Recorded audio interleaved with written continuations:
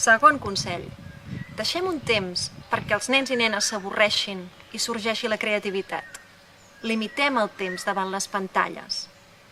Cal que deixem un temps en blanc perquè els infants puguin decidir pel seu compte què volen fer. No ens faci por i no ens sàpiga greu que es queixin perquè s'avorreixin.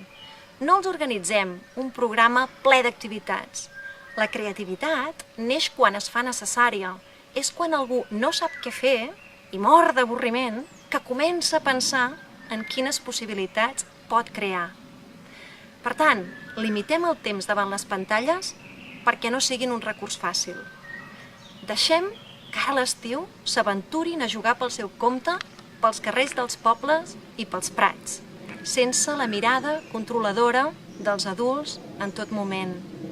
L'estiu és temps de llibertat i d'intempèrie.